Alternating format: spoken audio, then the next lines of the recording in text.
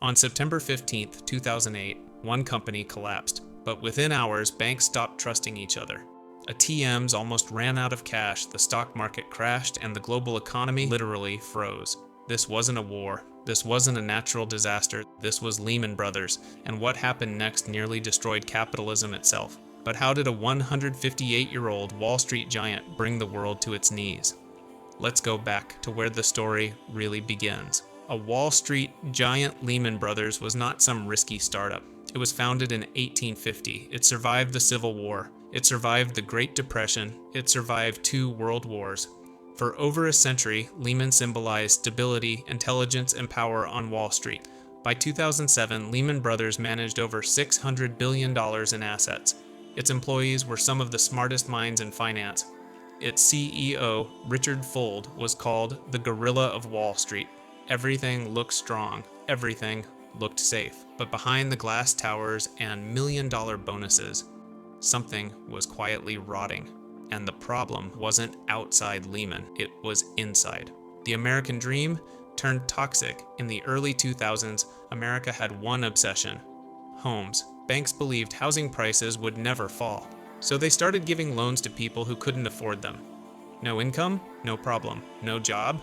Still approved. These were called subprime mortgages. Now here's the dangerous part.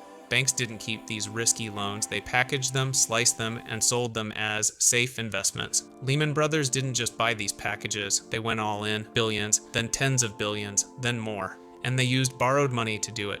So if housing prices kept rising, Lehman would become unstoppable. But if prices fell, that's when the nightmare would begin. In 2007, housing prices stopped rising.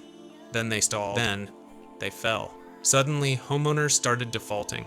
Mortgages stopped paying. Those safe investments became toxic trash. Other banks started pulling back.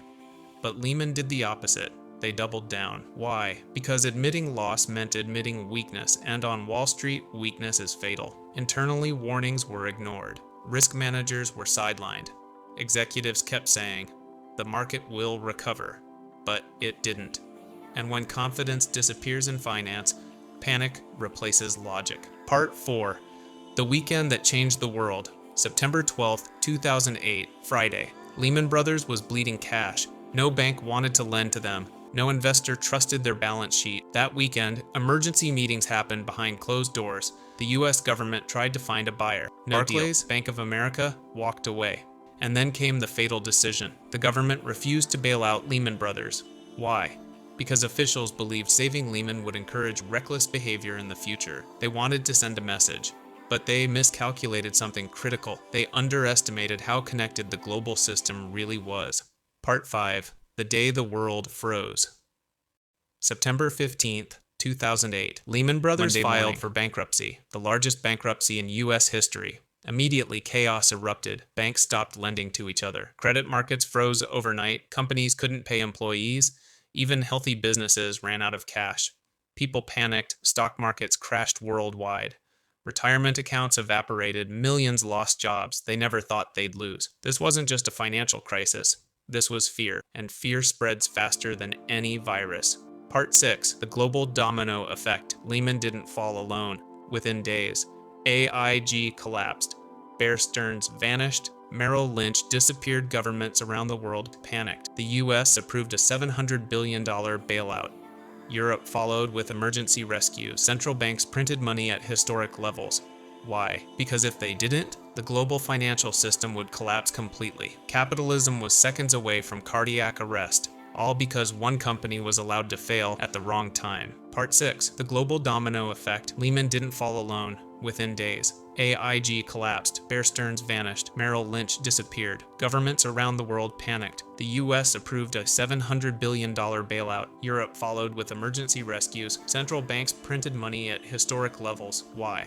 Because if they didn't, the global financial system would collapse completely. Capitalism was seconds away from cardiac arrest, all because one company was allowed to fail at the wrong time. Here's the uncomfortable truth. Lehman didn't collapse because of bad luck. It collapsed because of excessive leverage, blind faith in rising markets, ego at the top, and a system built on short-term profit. Risk was hidden, warnings were ignored, and greed was rewarded.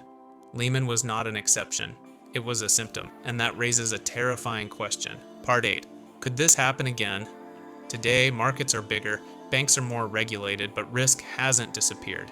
It has just changed form, new bubbles, new instruments, same human behavior. History doesn't repeat exactly, but it rhymes. And when confidence breaks again, the freeze could return. The only question is, who will be the next Lehman? Emotional ending. Lehman Brothers stood for 158 years, and in one weekend, it vanished. Not because money disappeared, but because trust did. And in finance, trust is everything. So next time you hear the words too big to fail, remember Lehman Brothers. Because the day it collapsed, the world learned how fragile the system really is. Ending question. Do you think governments should have saved Lehman Brothers, or did letting it fail prevent something even worse?